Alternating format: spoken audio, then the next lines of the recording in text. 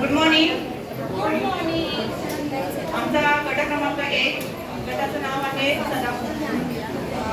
पहिलं जे प्रकरण आहे ते देण्यात आलं होतं आम्हाला. प्रकरणाचं नाव आहे राष्ट्रीय धोरण 2020 आणि सातत्यपूर्ण सर्वंकष मूल्यमापन. याचे जे पहिलं प्रकरण आहे त्याचे जे लर्निंग आउटकम आहे ते दिलेत 1.1 मध्ये की हे जेव्हा आपण प्रकरण अभ्यासू तेव्हा आपल्यामध्ये कोणकोणते बदल घडणार आहेत. अध्ययन निष्पत्ती ज्या आहेत त्या आहेत. पहिलं आहे NCERT SCERT यांच्या मार्गदर्शक सूचनांनुसार प्रचलित मूल्यमापन प्रक्रियेमध्ये योग्य बदल करण्याची पार्श्वभूमी हे प्रकरण शिकल्यानंतर आपण सगळे सांगू शकतो. दुसरं आहे अध्ययन निष्पत्ती आणि राष्ट्रीय शिक्षण धोरण 2020 आणि त्याचबरोबर आपल्याला जशी COVID-19 ची परिस्थिती निर्माण झाली होती, आपत्कालीन परिस्थिती, अशा निमित्ताने ज्या मूल्यमापन पद्धती आपण स्वीकारल्या अंगीकारल्या त्याच्याबद्दलची जी पार्श्वभूमी आहे त्या आपण सांगतोय. ते तर आपल्याला माहीतच आहे, आपण अनुभवलेल्या आहेत, स्वीकारलेल्या आहेत आणि त्याच्यात आपण बरंच कामही केले. तिसरं आहे विविध शिक्षण मंडळांच्या मूल्यमापन पद्धती प्रचलित सातत्यपूर्ण सर्वंकष मूल्यमापन पद्धतीचा योग्य प्रकारे समन्वय साधला. आणि चौथा आहे याचा विद्यार्थ्यांचा समग्र प्रगती म्हणजे हॉलिस्टिक प्रोग्रेस कार्ड याच्याबद्दलची आपण माहिती सांगणार आहोत. हे झालं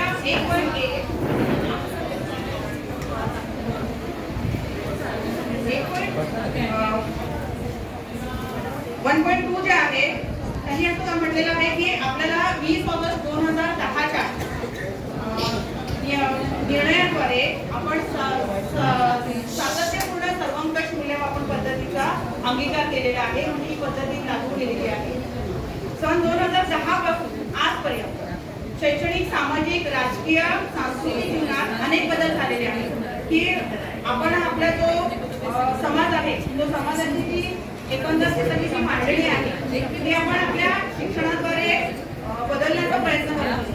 जे बदल आपल्याला समाजामध्ये अपेक्षित असतात त्याचा आपण शिक्षणामध्ये समावेश करून त्यानुसार आता आपण बघतोय की वेगवेगळ्या प्रकारचे हे जे पद्धती आहेत त्या सतत बदलत आहेत. आपण अशा अनेक प्रशिक्षणांना आपण सतत जातो आणि ह्या सगळ्या प्रशिक्षणाचं एक कारण असतं की ज्या आपण वेगवेगळ्या पद्धती ज्या आहेत ज्या आपल्याला संपूर्ण जगामधून म्हणा किंवा जे आपले काही सायकोलॉजिकली जे आपल्याला कुणी काही गोष्टी सांगतात त्याच्यानुसार आपण त्या पद्धतींचा बदल करून आपल्या विद्यार्थ्यांमध्ये पूर्ण सर्वांगीण विकासाचा आपल्याला घडवता येईल त्यानुसार आपण त्या गोष्टी करतो. मग शैक्षणिक प्रक्रियेच्या अनुषंगाने ज्या अध्ययन पद्धती आहेत त्या विविध मंडळांच्या वैश्विक आपत्ती आणि महामारी यांच्यामुळे आपण परिस्थिती निर्माण केलेली आहे. त्याच्यानुसार आपण हे करतो. संकलित मूल्यमापनाद्वारे आपण आधारित मूल्यमापनामध्ये जी संकलित मूल्यमापन आपण करत घेत असतो त्याच्यातून आपल्याला आपण आधारित मूल्यमापन जे केलेलं आहे ते किती विश्वासार्ह आहे ते पडताळता येतं. त्याच्यामुळे आपण विद्यार्थ्याची जी विचार प्रक्रिया आहे ती जाणून घेतो आणि त्याचा प्रगतीचा समावेशक आढावा घेतो. आणि त्यासाठी म्हणून जे समग्र प्रगतीपत्रक आहे त्या प्रगतीपत्रकाद्वारे आपण ही माहिती बनवणार आहोत आणि या सगळ्याबद्दलची जी माहिती आहे त्याचा आपण पुढच्या दिवाळीमध्ये घेणार आहोत. हेलो, NEP 2020 के 4 अहम मकासद हैं. पहला, national council of educational research and training के न्यू दिल्ली के तहत तशखीस के अमल में मुनासिब तब्दीलियाँ. दूसरा, मौजूदा मुसलसल जामे तशखीसी निज़ाम को समझना, NEP 2020 हंगामी तशखीस के तरीकों पर अमल, मुख्तलिफ तालीमी बोर्ड के असेसमेंट इन तमाम तरीकों को मुनासिब तरीके से जोड़ना. थर्ड, प्राइमरी और अपर प्राइमरी तमाम असातिज़ा को मुसलसल जामे तशखीस पर बाइख्तियार करना. और चौथा, मुसलसल जामे तशखीस के तरीकों को मजबूत बनाकर सेक्टरल मैकेनिज्म को मजबूत बनाना. सेकेंड टॉपिक है कंटिन्यूअस कॉम्प्रिहेंसिव इवैल्यूएशन। जो कोविड-19 हुआ था उसमें बहुत सारे टीचर्स को प्रॉब्लम हो रही थी इवैल्यूएशन के लिए। स्कूल्स बंद थे, लेकिन हमारी स्कूल जो है वो ऑनलाइन हमने स्टार्ट की थी। उसमें जो इवैल्यूएशन हो रहा था तो उसमें इवैल्यूएशन का बेहतर तरीके से इवैल्यूएशन हो, इसके लिए NEP 2020 में 3 तरह के असेसमेंट बताए हैं। उसमें तजवीज़ दी गई है कि assessment for learning, assessment of learning and assessment as learning. इसमें फर्स्ट पॉइंट है असेसमेंट फॉर लर्निंग, मतलब सीखने के लिए जो इवैल्यूएशन किया जाता है उसमें पूरी तरह से इवैल्यूएशन अच्छे से हो। इसके लिए बच्चों को बाहर की एक्टिविटी, मतलब स्कूल के बाहर और स्कूल के अंदर जो भी एक्टिविटी ली जा रही है उसमें वो पूरी तरह से पार्टिसिपेट करे और टीचर को फीडबैक देने में आसानी हो। इसके लिए लर्निंग असेसमेंट फॉर लर्निंग, ये first point. Hello, assessment as learning 2.2। यहाँ पे बच्चा खुद से सीखेगा, खुद से अपना असेसमेंट करेगा। ठीक है, जब बच्चा खुद से सीखेगा तो उसके सीखने की रफ्तार तेज हो जाएगी, मुश्किलात जो भी मुश्किल आएगी वो खुद से हल कर लेगा, उसके सोचने की सलाहियत बढ़ेगी, ग्रुप वर्क, टीम वर्क जो है वो बढ़ जाएगा और अपना काम खुद करेगा तो वो उसके अंदर जोश और खरोश पैदा होगा कि भाई ये काम मैंने खुद से कर लिया है, उसको अचीव कर लिया है। उसके बाद में जिंदगी भर उसको याद रहेगा। अगर वो कोई वर्क खुद से करता है उसमें उसको क्या प्रॉब्लम आ रही है, क्या मुश्किल आ रही है, अगर वो खुद से उस चीज को सॉल्व करता है तो उसको लाइफ टाइम याद रहेगा और उसके साथ उसका सेल्फ कॉन्फिडेंस भी बढ़ जाएगा। Thank you. लर्निंग असेसमेंट एक ऐसा असेसमेंट है जो एक फिक्स टाइम के बाद लर्निंग आउटकम पर नजर रखता है। ये असेसमेंट है वो वक्त पर निर्भर नहीं होता।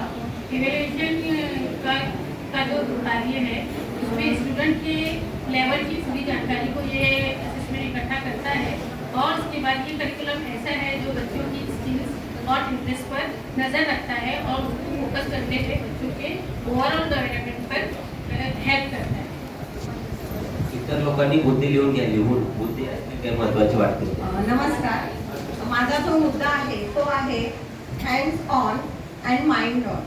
ही संकल्पना आपल्यासाठी नवीन नाहीये, फक्त ह्याच्यामध्ये त्यांनी जी प्रस्तावना दिलेली आहे ती अशी दिलेली आहे, अध्ययन करताना विद्यार्थी हे मी शिकत असतो, मग तो शिकत असताना तिथे फिजिकली आणि मेंटली म्हणजे दोन्ही ठिकाणी तो त्या ठिकाणी उपस्थित असला पाहिजे वर्गामध्ये। म्हणजे फिजिकली तो असतो परंतु तो मानसिक दृष्ट्या सुद्धा तो वर्गात उपस्थित असला पाहिजे। मग हे सगळं कधी होऊ शकतं, जेव्हा ती 5 इंद्रिय आहेत त्या 5 इंद्रियांचा त्याचा विकास झाला पाहिजे। म्हणजे कोणत्या नाक, कान, जीभ, त्वचा, डोळे, म्हणजे कृती करताना विद्यार्थ्यांच्या चुका होतात आणि ह्याच्यातून त्यांनी सांगितले चुका आणि शिका।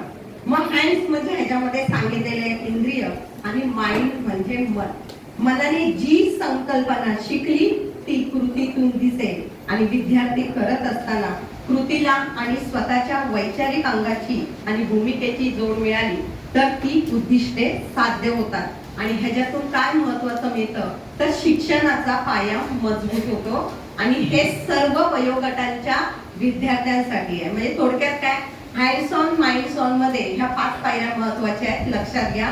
विचार करणे, विचार केल्यावर त्याच्यावर विद्यार्थी चर्चा करतील, चर्चा केल्यामुळे विद्यार्थ्यांची आकलन क्षमता वाढेल, आकलन क्षमता वाढली की कृतीयुक्त विद्यार्थी काय करतील ते प्रेझेंटेशन जे आपण मगाशी केलं जे कळल्यामुळे करतील आणि ती माहिती आहे ती कुठे पोहोचते। आपल्याला महत्त्वाचं काय असतं, माहिती कुठे पोहोचली पाहिजे तर मेंदू पर्यंत।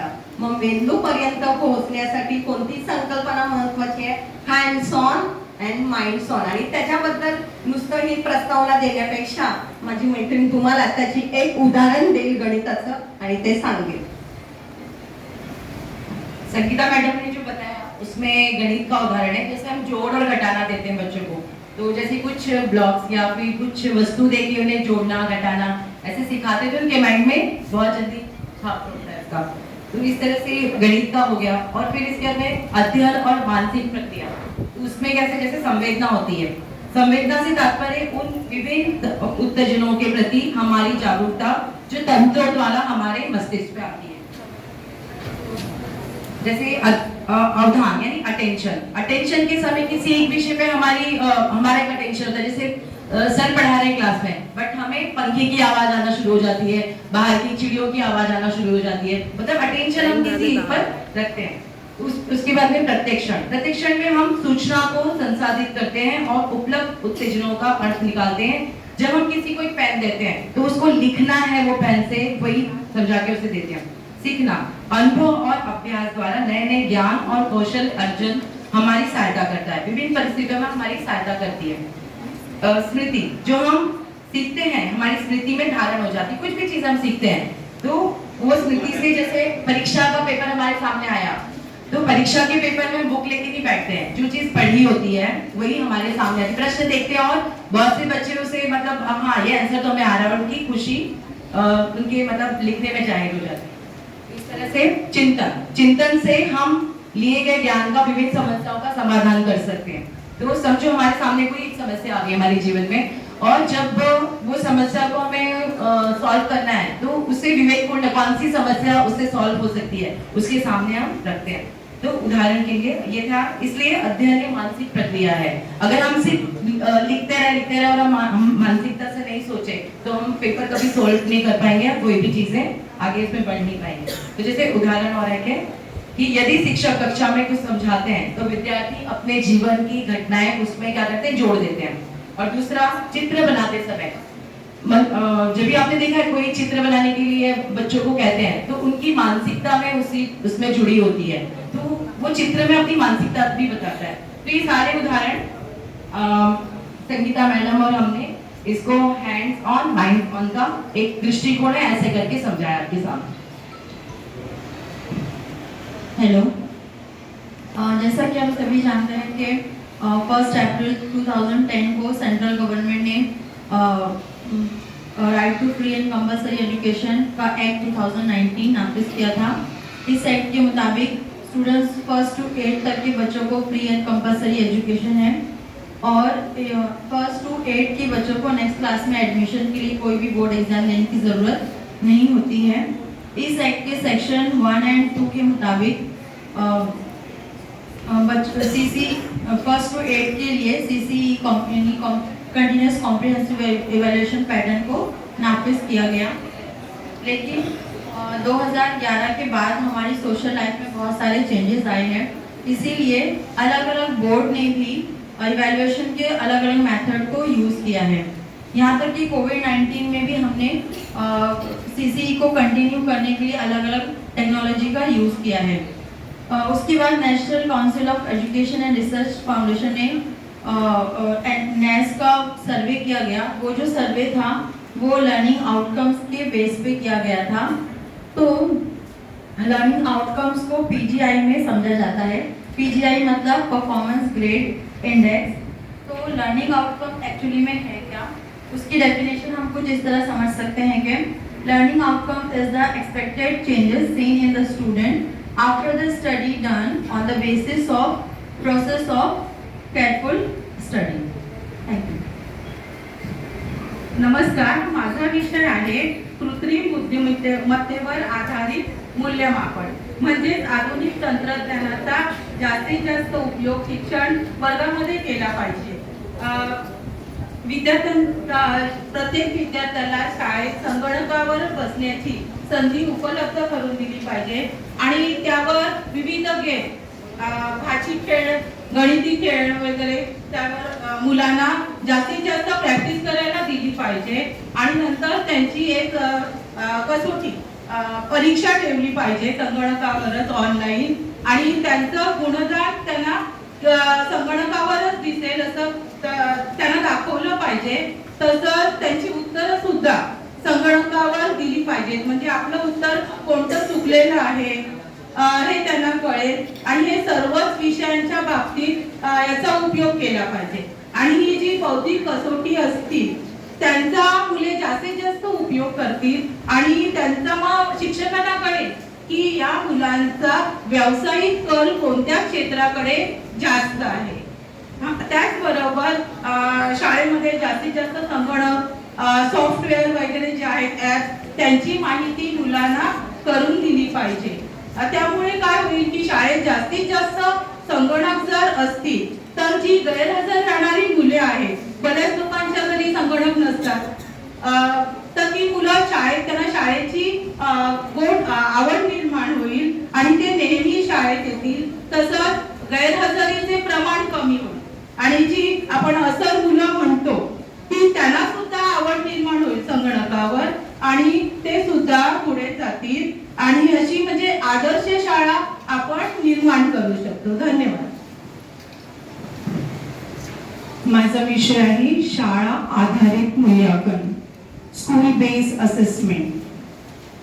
1968 मध्ये राष्ट्रीय शैक्षणिक धोरणामध्ये भारतातील शिक्षण पद्धतीमध्ये लोकांची अपेक्षा आणि लोकांची गरज ओळखून सर्वक्ष CCE that is continuous comprehensive evaluation याचा भर दिला.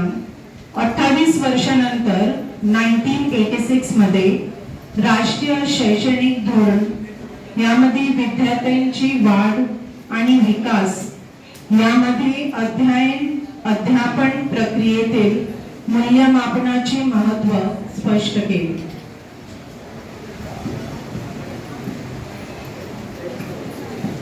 मग आपण अध्यापन कसे करावे की CCE मध्ये इव्हॅल्युएशन कसे करावे, तर मुलांसाठी इव्हॅल्युएशन ठरवताना मी याच महिन्यात करणार, याच दिवशी करणार असं टाइम फ्रेम नाही ठेवायचा. It should be continuous. म्हणजे आपण मुलांना प्रश्न विचारतो वर्गात, त्यावेळेला सुद्धा त्यांचं इव्हॅल्युएशन आपण करू शकतो, ऍक्टिव्हिटीज देतो, प्रोजेक्ट्स देतो. पण हे देताना मुलांच्या आवडीनिवडीचा सुद्धा विचार व्हायला पाहिजे. तर जून मध्ये जुलै मध्ये असं इव्हॅल्युएशन न करता it should start from June till March as long as the child is in school आणि based on the likes and interest of the child.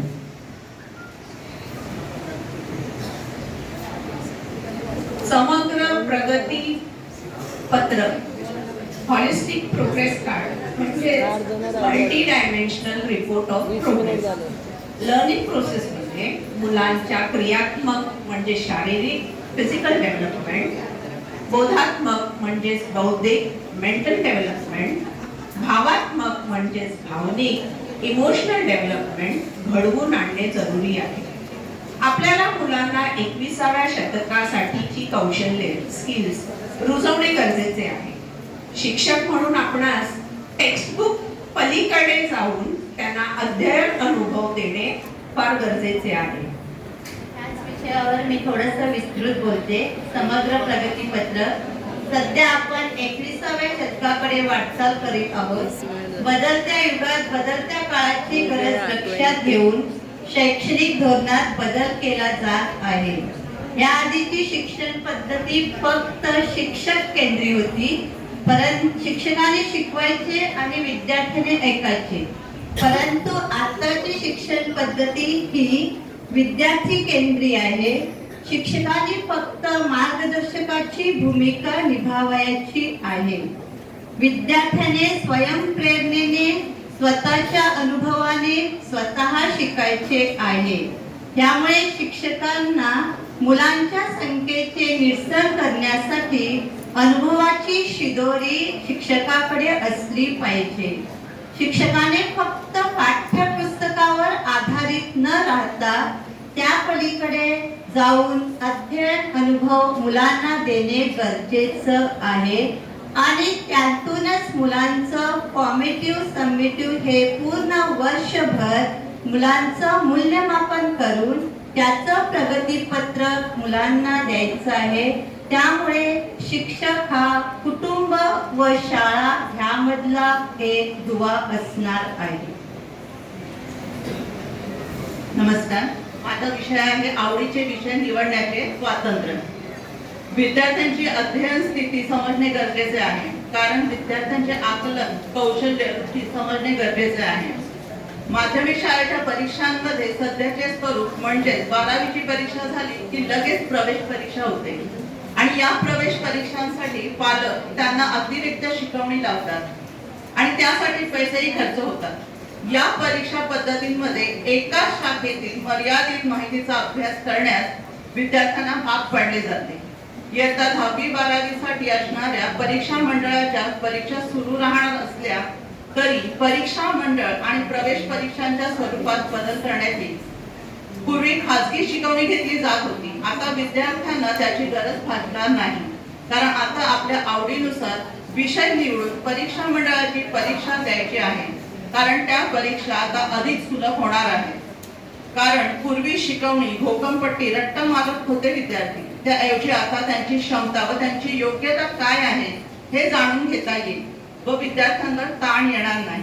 परीक्षा मंडळावरील धोके दूर करण्यासाठी सर्व विद्यार्थ्यांना त्यांची इच्छा असल्यास त्या शैक्षणिक वर्षामध्ये 2 वेळा परीक्षा मंडळाच्या परीक्षा ते देऊ शकतात. त्यात पहिली मुख्य परीक्षा आणि दुसरी सुधारणा करण्याची परीक्षा. आणि विद्यार्थ्यांचे काय आवडीचे विषय निवडण्याचे स्वातंत्र्य, जहाँ चाह वहाँ राह प्रमाणे विद्यार्थी तिथे आवड आहे तिथे ते जाऊ शकणार आहेत. धन्यवाद. माझ्या टॉपिकचं नाव आहे कुशाग्र बुद्धीच्या विद्यार्थ्यांना विशेष उत्तेजन देण्याची व्यवस्था, special encouragement for intelligent students means पिसा स्टुडंट्स. मुलांमध्ये काही स्पेसिफिक स्किल्स असतात. टीचर्सने त्यांना ते ओळखून त्यांना प्रोत्साहन द्यायचं आहे.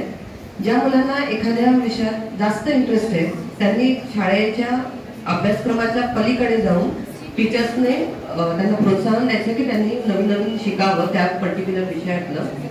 NCERT आणि NCTE शिक्षकांसाठी सेवापूर्व प्रशिक्षण देणार आहे, ज्याच्यामध्ये काही मार्गदर्शक तत्वे असतील. ज्याच्यामध्ये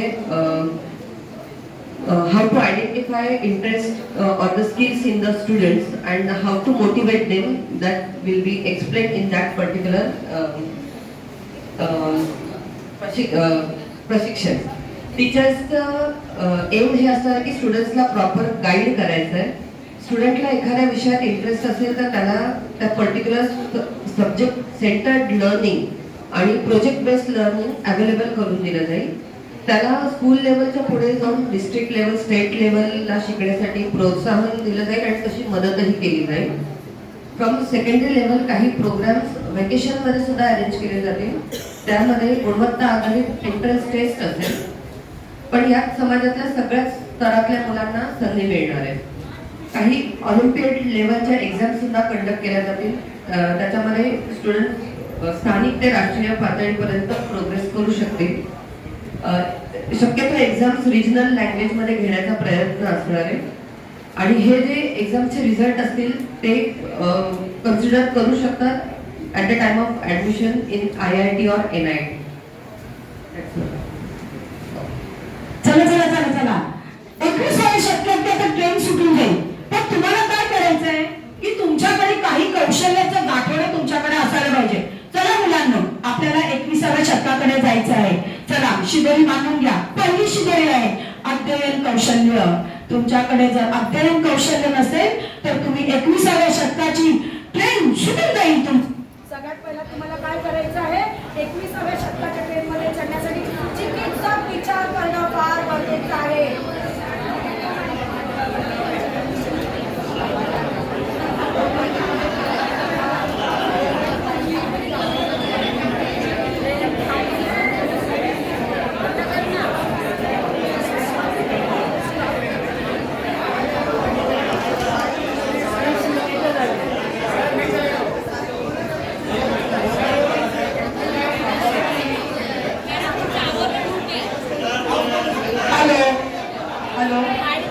बिचारा माईक मला घाबरलेला आहे, त्याला थोडस असं लांब ठेवते. 21व्या शतकाच्या ट्रेन मध्ये चढण्यासाठी अध्ययनाचं कौशल्य तुमच्याकडे असणं फार गरजेचं आहे. आणि त्याच्यासाठी सगळ्यात पहिलं चिकित्सक विचार तुमचे असायला पाहिजे की योग्य काय आहे, अयोग्य काय आहे याची जाणीव तुम्हाला बाळांनो झाली पाहिजे. आणि त्याच्यानंतरच सर्जनशीलता म्हणजे काय, नवीन नवीन काहीतरी बनवायचं, आपल्याला हे नवीन बनवायचं, ते नवीन बनवायचं, एक एक कल्पना तुमच्या डोक्यामध्ये आल्या पाहिजेत. आणि ते घेऊन आपल्याला 21व्या शतकाच्या ट्रेन मध्ये चढायचं आहे. आणि अरे बाबांनो, 21व्या शतकाच्या ट्रेन मध्ये चढताना एकटेच चढा का पिकनिकला? नाही, तर मित्रमैत्रिणींना पण घ्या, साथीदार घ्या, मस्त आपण ग्रुप बनवूनच जाऊया 21व्या शतकाच्या ट्रेन मध्ये चढूया. आता संप्रेषण बघा, संप्रेषण म्हणजे विचार, तुमचे विचार, तुमची माहिती, तुमच्या भावना, तुमचे मन, आणि आपण सगळ्यांनी मिळून काय करायचं, 21व्या शतकातील कौशल्यांकडे जाऊया. आता त्याच्याबरोबर बघा, साक्षरताचं कौशल्य पण दुसरं तुमच्याकडे असायला पाहिजे. अरे लिहिता वाचता तर तुम्हाला आलं पाहिजे की नाही, तर त्याच्यासाठी लिहिता वाचता तर येतं, मग माहिती तंत्रज्ञान तुम्हाला पाहिजे. प्रत्येक गोष्टीची बाळांना तुम्हाला माहिती असायला पाहिजे. आणि ही माहिती तुम्हाला पिल्लांना कुठून मिळणार, प्रसार माध्यमातून. बघा ना, गुगलवर जा, युट्यूबवर जा, दीक्षा उपक्रम आपला आहे त्याच्यावरती जा आणि तंत्रज्ञानाची जोड घेऊन तुम्हाला पटकन कशामध्ये चढायचं आहे, 21व्या शतकातल्या कौशल्याच्या ट्रेन मध्ये चढायचं आहे. अरे अरे, आता ह्या दोनच कौशल्य तुमच्याकडे असून चालणार आहे का बाळांनो? अध्ययन कौशल्य तर झालं, त्याच्यानंतर साक्षरता कौशल्य पण झालं, आता जीवन कौशल्य तुमच्याकडे असलेच पाहिजे. आपल्या आयुष्याच्या लिस्ट मध्ये, डिक्शनरी मध्ये ऍडजस्टमेंट हा शब्द नेहमी टॉपला ठेवा. तुम्ही कुठेही पटकन ऍडजस्ट होणार आणि ती लवचिकता तुमच्यामध्ये लगेचच येणार आहे. आणि त्याच्यानंतर नेतृत्व तर असायलाच पाहिजे. नेतृत्व नसलं तर कसं काय आपण घर कंट्रोल करू शकणार, आणि आपण घर नाही कंट्रोल करू शकलो तर आपण आपला परिसर कसा कंट्रोल करू शकणार, आणि ते नाही करू शकलो तर देशाला कसं कंट्रोल करू शकणार. आणि म्हणून नेतृत्व अतिशय महत्वाचं आहे. याच्यानंतर पुढाकार. बघा बाळांनो, पुढाकार हा सगळ्यात महत्वाचा आहे. त्याच्यासाठी ना एक छोटीशी पटकन एक गोष्ट सांगते तुम्हाला मी. एकदा ना जंगलाला ना अशी मोठी आग लागली आणि सगळे प्राणी ना स्पीड मध्ये धावायला लागले. पण त्याच्यातलं ना एक चिमणी आहे ना, चिमणी, ती मात्र धावली नाही, आग लागली धावली नाही. तिने काय केलं, आपल्या चोचीमध्ये, तुकड्या पिटुकल्या चोचीमध्ये पाणी घेतलं आणि त्या आगीमध्ये टाकायला लागली. अरे, टायगर आणि लायनने विचार केला की एवढीशी चिमणी करते काय, टायगर पण पळतो, लायन पण पळतो, सगळे पळतात. मग त्याने विचारलं की काय ग चिमणी ताई, एवढीशी चिमणी तू पाणी टाकून कशी काय आग विझवू शकणार? चिमणीने खूप सुंदर उत्तर दिलं आणि हे उत्तर नेहमी प्रत्येकाच्या मनात रुजलं पाहिजे. चिमूताई म्हणाली, मी माझ्या वाटेचं काम करते, कोणी काम करते नाही करते मला त्याच्याशी काय मतलब नाहीये, मी माझ्या वाटणीचं काम करते आहे, मला माझ्या वाटणीचं काम करायची माझं कर्तव्य पूर्ण करणार. आणि म्हणून प्रत्येकाने कोणी येऊ दे नाहीतर नको येऊ दे, तुम्ही मात्र पुढाकार घ्या आणि पुढे चला. निश्चितच मागे वळून बघणार तर खूप जण तुमच्या मागे असणार आहे. अशा प्रकारे 21व्या शतकातील कौशल्याच्या ट्रेन मध्ये जर तुम्हाला चढायचं असेल तर ही महत्वाची तिन्ही कौशल्य, अध्ययन कौशल्य, साक्षरता कौशल्य आणि जीवन कौशल्य घेऊन तुम्ही प्रवास करू शकता. आणि अशा प्रकारे